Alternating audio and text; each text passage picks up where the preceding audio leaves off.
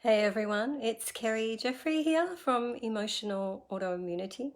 I'm a clinical hypnotherapist, counselor, and life coach, and I work with people just like you who have chronic illness, helping you overcome the overwhelm, the trauma, the anxiety, and all of the emotional things that you can go through with chronic illness.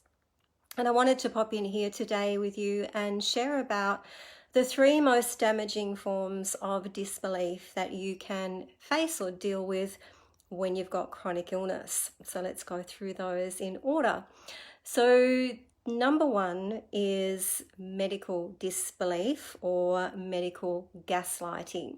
So, the difference between being disbelieved and gaslighting is disbelief is just somebody saying, oh, well, yeah, that might have happened for you, but I can't really imagine that happening for me. I can't imagine myself in that situation. So, you might have been in that situation, but I really can't imagine myself in that situation. So it's sort of that disbelief that that could actually happen, the way that you're talking about or the way you're explaining it, because that person's trying to relate it to their own experience and not being able to imagine that at all.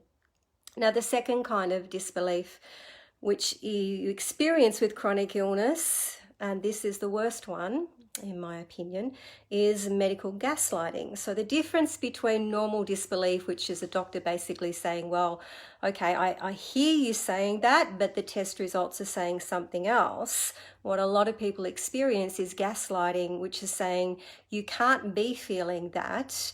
That's not the reason that this is happening.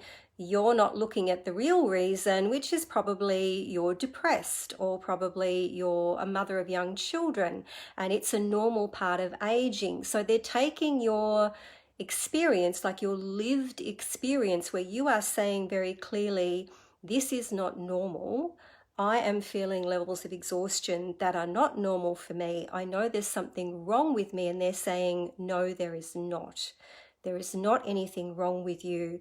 The tests are saying otherwise, and that is one of the most damaging forms of disbelief you can face, because that sort of gaslighting makes you start to doubt yourself and makes you feel helpless and makes you feel completely overwhelmed, and that there's nowhere you can go where anybody's actually going to be listening to you. And it can feel very, very like losing your power. You can feel powerless. So that's the first form of disbelief you can find, which is that medical gaslighting of your experience. And that is going to stop you from getting a diagnosis, and that is going to stop you from getting any further tests. So the second form of disbelief usually kicks in a few months after you've been living with chronic illness.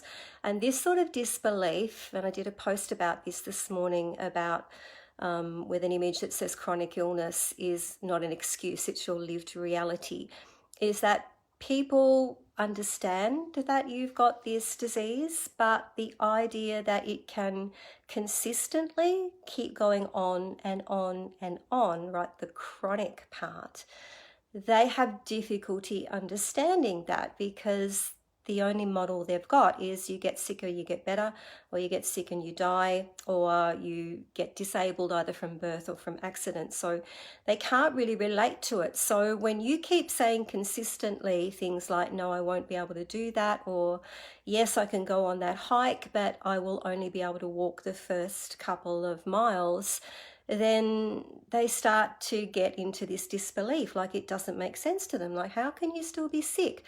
And they get frustrated, right? And they can start doing things like accusing you of using as an excuse, or it can't be that bad, or minimizing or trivializing how you're feeling. And that's really, really frustrating to deal with. And again, that can make you start to doubt yourself and think, well, is it as bad? Am I making excuses? Am I just not strong enough? Other people seem to be dealing with this. What's wrong with me? So the fingers get pointed back at yourself. And then the third kind of disbelief, and this one is really going to keep you stuck, and that is the disbelief that I can do anything to help myself or change my condition. So they're the three kinds of disbelief. Let's talk about what you can do about it. So for the first disbelief, which is medical disbelief or medical gaslighting, if there is a chance that you can get through to your doctor, say if you've been seeing this person for quite a while, you've, sort of got a relationship, then there is some way, right? There is some hope that you might be able to get through to your doctor if you approach it in the right way. And again, I know this is another load that's being put on you, but we do have to change to adapt things to get the result that we want. So the best way that I've found to talk to doctors or nurses or anybody else that I've been involved with is to be very factual and very matter of fact about it. So you would approach your doctor something like this. I know that this isn't normal for me. I know that I'm not depressed, and I know that there's something going on. Now, I also know that the tests that you've been doing haven't showed anything conclusive. I would really like to investigate further. I do feel there is genuinely something wrong with me, and I really need your help in doing some more testing just to see if we can find out what it is. So you just stay calm, you stay matter of fact, you talk to them respectfully as one person to another. And you can also say, look, I understand what you're saying, and if you were in my position, then I'm sure you could understand. If you were in my position and you knew there was something wrong with you, you know your body very well, like you know what's normal for you, and somebody kept telling you that no, there was nothing wrong, I mean, how would you feel, right? It's frustrating. I do know, and I do want to do something about this, and I need your help. So if you go with it from that collaborative perspective, just stay calm. The minute you burst into tears, the minute you get really emotional about it, they don't know what to do, because most people don't know what to do with somebody in distress. It's normal, right? They're going to start to shut down, and they've got a limited amount of time with you. So rehearse it a few times. Maybe rehearse it with your partner, or rehearse it with a friend, or rehearse it in front of the mirror. Write it down and read it out if you're not going to be able to remember. Take in somebody with you, right? So a partner or a very level-headed friend or family member that you know you can trust, who can make the case for you and say, look, we're not blaming you, doctor. This is nothing against you. This is not normal for Kerry to be experienced this. We are all genuinely concerned. Perhaps the testing that you're doing is not enough. Maybe there are other tests and other things that we can investigate. So it's being appropriately assertive and very factual about it. So that's what you do to deal with medical disbelief. Now with family disbelief or friend disbelief about, oh God, it's been going on for months. Are you still sick? How can you still be feeling this? How can you be exhausted all the time? How can you be in pain all the time? Then again, you've got to say, listen, I know you can't understand this. I wish it wasn't happening to me, but it is, right? I know it's hard for you to comprehend. I have genuinely got these things going on all the time, and there are things I'm going to have to say no to, right? Because if I don't put those limits on those things and set those boundaries, then there's going to be so many things that we're going to miss out on. I'm doing everything that I can to help myself, and I know this is a big load on you. So what's important in this situation as well, acknowledge the fact that they are missing out too, right? It's hard for them. They're missing the old you as well. They're missing all the things that you used to be able to do. So you can talk about that and just say, I know it's hard. I wish I could do the things. I wish I was the way that I could be before. I wish I could still be that friend to you. And, can we find a way that we can make this as good as possible? And if people do get frustrated, or they do get upset, or they do get angry, try not to take it personally, all right? Wait till things calm down, go to them, talk about it, just say, look, I know this is frustrating for you. It's frustrating for me as well. Please don't take it personally. I really care about you. I'm doing the best that I can. I'm not using this as an excuse. Genuinely I'm struggling with this, and this is just this rotten disease. It's just the way that it is. So you've got to be willing to have conversations about it. Now, I know, again, this is challenging. I have to do this with my own family, and I'm 5 years in and I'm still having to have those conversations with those closest to me about things that I can do and things that I'm not able to do, even though I'm looking so much better, even though I'm so much better than I was, right? I've got to set the expectations, right? I've got to set the boundaries. You are not here to live up to anybody else's expectations, and that's the way it is, right? You've got to look after yourself. You've got to come first. And I can see some comments on the screen, so I'll put my glasses on in a minute and have a look when I'm finished with it, and if there's any questions, I'll answer them. It's a really bad glare coming through the window, so you couldn't even see my eyes at all. Okay, for the third level of disbelief, which is disbelief that there is anything that I could possibly do to help myself. Now, you've got to get over that. You've really got to get over that. If you want, I'm being honest with you now, I'm being completely honest, having gone through this myself, literally all my doctors have done for me, what my doctor has done is being willing to prescribe natural desiccated thyroid and willing to do the full thyroid panels that I want. And my naturopath helped me do some other testing to see if I had parasites and provided supplements to address the vitamin deficiencies that were there. That is literally all they have done. Now, if I just left it at that, I would not be sitting here talking to you now. I would still be in bed. Instead of focusing, like, because we can get so focused on the doctor won't listen, or that person won't listen, or that person won't help me, right? You get so focused on what's not happening that you stop focusing on what you can do. And there is so much, guys. 90% of what we can do on a daily basis is the thing that's going to make the biggest difference to how you feel and function.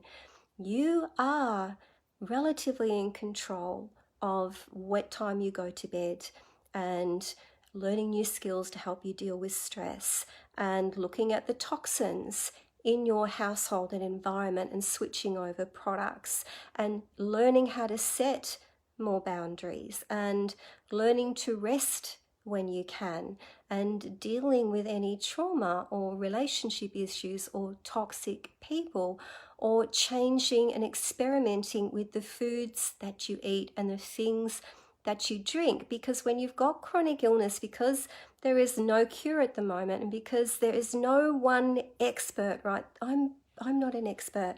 I'm probably the closest on the emotional side, right? But it's still emerging. I'm still learning all the time, right? There is no one expert who can tell you, you all must do this, and then you will get a result. AIP doesn't work for everything. Any other diet doesn't work for everything. Terry Wall's protocol doesn't work for everyone. You've got to work out what works for you. And I am still doing this to this day, and I know it's exhausting, and again, I know it's another load that we've got to take on, but it's so worth it, because if you do these things consistently, you're going to get some of you back. Like, it's giving things up to get things back, and those things are within your control. No doctor is going to do that for you, all right? They're going to tell you what they believe from their experience, and that's all, right? I could tell you exactly what I've done, but that's not necessarily going to work for you, because you're not me, right? We're all different. So please, if you can get over that disbelief, right, you have tremendous power to help yourself heal in the daily actions and choices that you take. And if you are feeling overwhelmed, and you're feeling like you need some new emotional skills, and you're feeling like you need some directional support, remember, you can always book your free discovery session with me, 25 minutes. We'll just have a chat about it.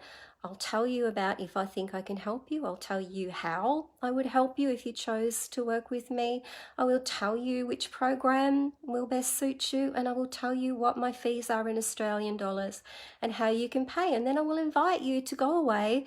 I don't want a decision. Go away, think about it, talk about it with the people closest to you. And if you decide that it sounds like the next step for you, then you just send me an email and we get to work. But there's absolutely no pressure. I don't want to sell you anything. I just want to give you the opportunity to see if I am the right therapist for you. So I hope that's been useful to you guys. I'll see if I can see the comments. Yeah, Amanda says she is stuck on the third one. So Amanda, you know what you've got to do about that. Jackie said, I struggle with medical beliefs so much as I live in a nursing home in my mid-30s. Oh goodness, Jackie, what a terrible situation to deal with. That is so difficult. You would really have to look at in your own life, you know, what choices or options do you have that could possibly make a difference to you. I'd probably really have to talk to you about that and see if there's anything. I know in Australia I was watching a documentary on one of our channels, and it was showing like people with multiple sclerosis were living in a young age at old people's homes. And that's a terrifying thing. And this is a social issue because we don't really understand chronic illness. We don't understand what can make a difference. And there are so many limitations if it's only reliant on drugs. Sue's just said, so many people tell me I'm one of the healthiest people they know because of the changes I've made in my diet and lifestyle. And there is more to that comment, Sue. But yeah, I am probably healthier than I've ever been in my life. And actually, I went to the hairdresser, a new hairdresser on Friday, and got my hair cut. And she was saying, oh my goodness, your hair is so shiny and it's so thick at the back, even though you've got fine hair. And I was like, yes, yeah, that's so great to hear, right? Because 5 years ago, before I got chronic illness, I had beautiful, long, thick, fine hair, and I lost over half of it to diffuse hair loss. And I had to have it all cut off. And so, I mean, you can see now, so you can see all these are still new baby hairs, like growing. So my hair is still regrowing and coming back. And that's because of all the things that I've done to address my diet and my lifestyle, and I really look after myself now. And Amanda's saying, I struggle because the third one is overwhelming. There's too many things we can do, and I know that's overwhelming. Amanda, choose one, just one. That's how it starts. I started with two, and the first one was diet. So I only did one thing first. The first one was diet, and it took me still a month or so before I could get my doctor to prescribe natural desiccated thyroid for me and then start tinkering around with that. Just one thing. That is all. Do one thing, and when you're about 3 months in, because it takes 90 to 100 days to form a habit, add in one more thing. That is the antidote to overwhelm, right? And the antidote to overwhelm as well is taking action, because one of the things that really becomes overwhelming is we get disappointed with ourselves because we're not doing things, because we're not doing it. And that makes you feel worse, and that helps you feel that, well, I'm hopeless and I'm lazy and I'm just undisciplined, right? Just one thing and stay in the day. And the biggest tip I can tell you if you want to change your diet is never say, I can never eat that thing again, because that's going to set you up for self-sabotage and failure. It's going to trigger, nobody likes to be told what to do and nobody likes to be deprived. So that's one little mind shift for you. I never say never. For the first year, sorry, I've got to adjust. I'm sitting on the floor because I have to find a quiet place in the house. For the first year, I still had gluten in the house. So I still had, soft white bread and peanut butter and a whole lot of other things that I used to eat. And I would sit there and go, oh my gosh, well, I could go down there and I could get the bread out and I could choose to make myself a peanut butter sandwich, and I'm going to suffer if I do that. I know I'm going to suffer, and I'm not prepared to do that because I was disabled and I wanted to be functional again. I wanted to be able to work because I was watching myself sinking down into poverty, and that was terrifying for me. I didn't want to end up in care. I didn't want to end up living with my father on disability support. I wanted to do everything in my power to try and help myself. And so just choose that one thing, Amanda, and just stay in the day. Don't make it a never. Just say, I'm choosing this because I want to get things back. So guys, I hope that's been helpful for you. Please do remember, you can always book your free discovery session with me.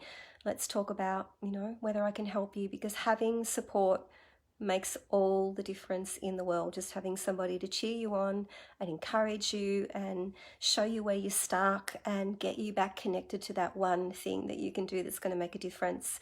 Thanks for watching, guys. I'll talk to you soon. Bye.